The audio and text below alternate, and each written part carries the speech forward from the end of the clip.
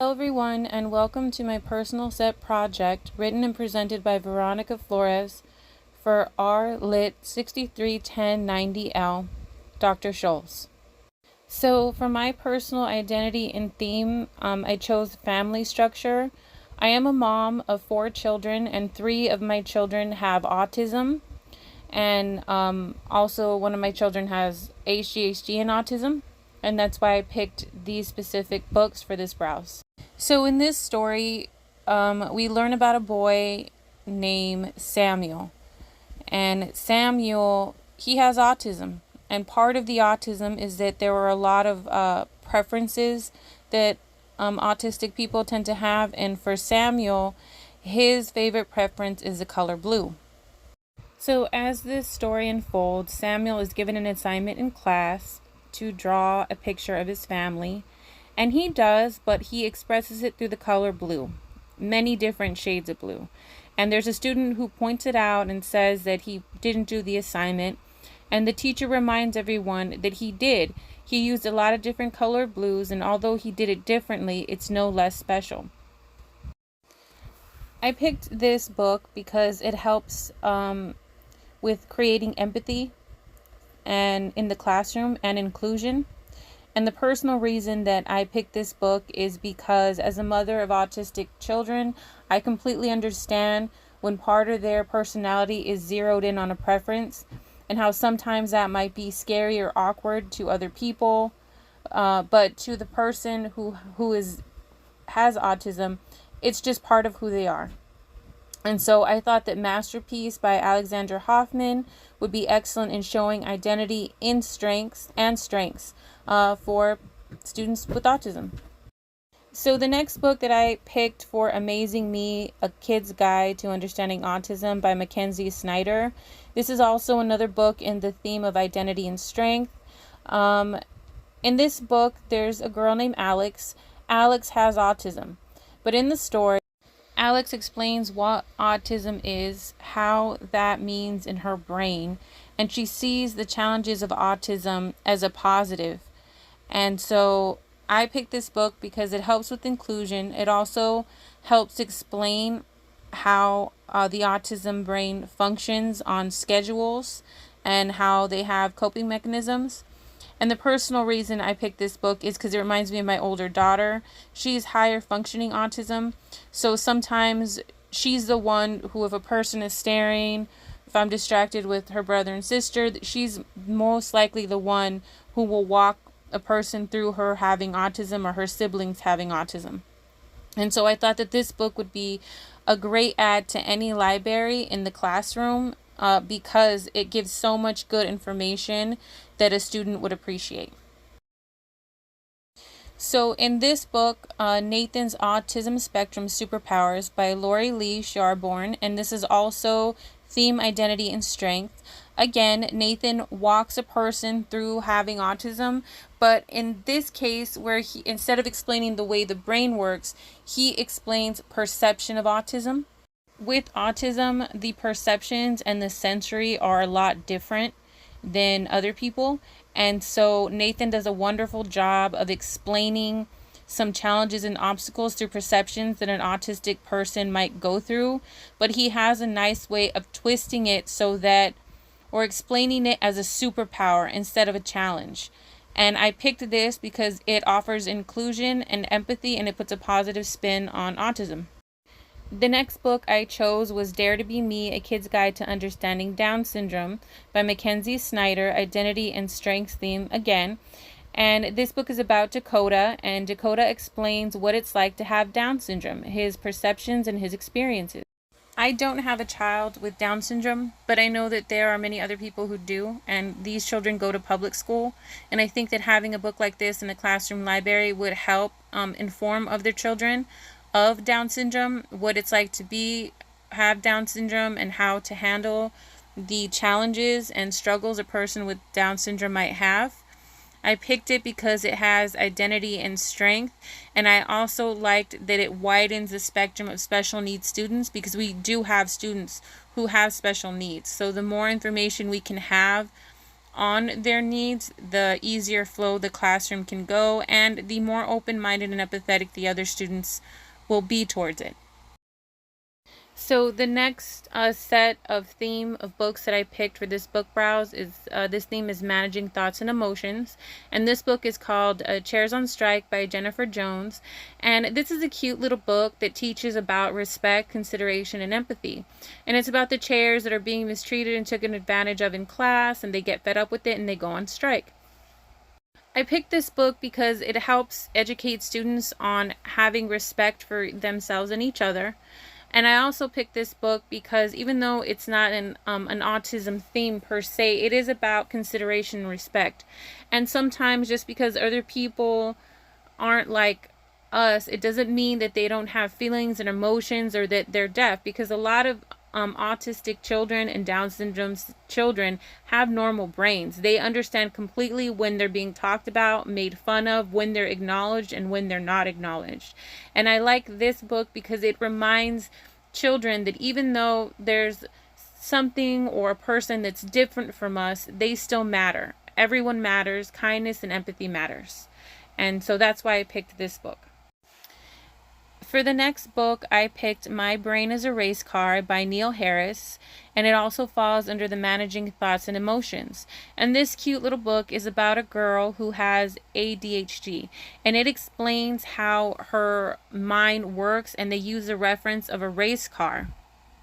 And this little race car mind is explained as that in a way that her brain moves so quickly from thought to thought. Sometimes she does one thing without completing another, or sometimes she freezes because she feels oh so overwhelmed from all the choices that she had.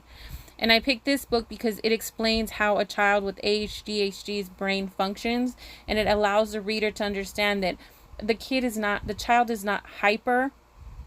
Their brain is just working too fast. And I think that this is also very informative for students. And the personal reason I picked it is because it reminds me of my daughter. So the next book I picked is Benji's Busy Brain by Aaron Schonnerfeld. And this is also falls under the theme of managing thoughts and emotions. And this is from a little boy's perspective who has ADHD. And it talks about how he's really good at doing some things and not good at doing other things. So this puts another perspective on ADHD, where the first book explained how the brain races. This one explains how sometimes children with ADHD can struggle in one area and excel in another. And so I liked this book because I think it helps students understand the different perspectives of having ADHD. And it also explains why some are talented in some areas and others struggle in others. So for the final book in this theme of managing thoughts and emotions, My Brain is a Rocket, Embrace ADHD Superpower, A Trip to Brain Planet. This is written by a publishing company called Cadson Publishing. And I picked this book because it talks about a little boy, and he also has ADHD, but it also talks from a perspective inside his brain. So there's an imaginary little rocket ship that appears and takes him in a little trip inside his brain. So he's able to see how he's processing information, what's going on in his brain when he's having struggles. And then the rocket ship helps him solve some of those problems. The rocket ship offers solutions for how he can deal with the struggles that he has. And I like this book as kind of a companion manual that allows other students to understand what's going on in the brain of an ADHD child and how a child with ADHD can cope in these situations. And the illustrations are real cute. So for the final set of the theme within my theme is Sensory and Experiences When Things Get Too Loud by Anna Alcott. And this book talks about a child named Bo, and Bo has autism, and sometimes Bo gets overwhelmed in his sensory. Sometimes he knocks things over and he doesn't mean to knock them over. Sometimes he gets overwhelmed and he'll run and hide because a dark place seems safe to him. And it's not that Bo is trying to be mad, bad, or distant. It's just that that's the way his perceptions are felt. Sometimes the light is too bright. Sometimes the noises are too loud. Sometimes he hears a lot of noise at once. I picked this book because it helps give insight to an autistic child's experience and sensory, how they feel when they're having overload. Because to a person on the outside, it might seem like they're throwing a tantrum or they're being bad, and in reality, it's not. The light is too loud, there's too many noises, they're having a panic attack. And so I like that this book walks the reader through the experience and actually helps give them ideas on how to cope with it. And the personal reason why I picked this book is because my son and my other two children also go through sensory experiences. So the next book I picked is called The Sensory Seeking Sloth, written by Jennifer Jones, and it falls in the theme of sensory and experience. And it's a little sloth that explains about sensory itself. So it explains what a sensory experience is and how the different types of senses and the different types of sensories that go with them.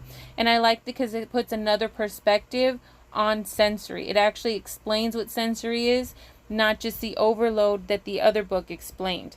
And so it's kind of like a little walking through manual, and I thought that it would be good for inclusion. I also thought it would be good for education on sensory because we hear a lot about it, but we don't really know what it is.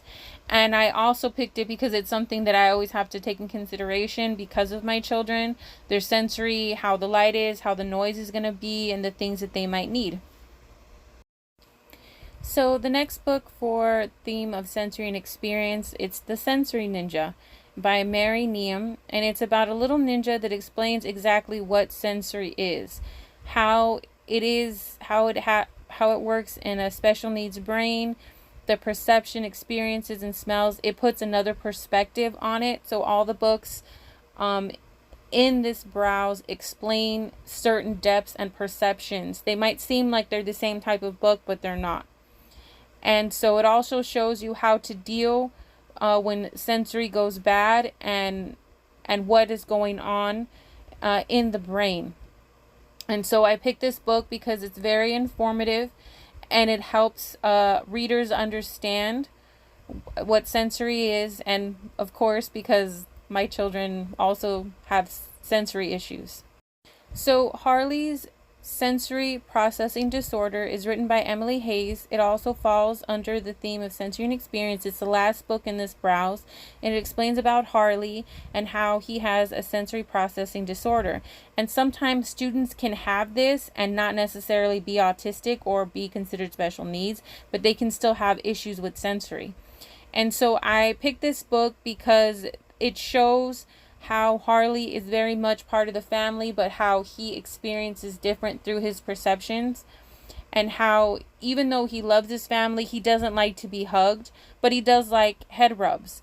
So it walks through the reader through sensory processing disorder, and it explains how some things might seem odd to us, but they can be very comforting for someone going through this. And I picked this for my book browse because it's educational and it's helpful, and also because my children are autistic, and I have a son who doesn't like to be hugged but all the times, but sometimes he does like his cheeks to be squeezed. That's a sign of affection. One of my daughters, when she was a baby, she didn't like to be hugged, but now that she's older, she does like to be hugged. And so I got this, for informative purposes, empathy and inclusion. And thank you so much for watching this. I'm sorry that it seemed rushed. I appreciate you sticking with me. But ultimately, I picked these books because they explain different challenges that people with special needs experience. And these books help inform others of all those challenges, as well as helping people with these challenges to feel understood and seen. And on a personal note, I picked them because my children are autistic. My children have ADHD. I wouldn't be who I am without my children. My identity as a mother and the mother of a special needs children is who I am. And so that's why I picked that theme and these books for this browse. So thank you so much.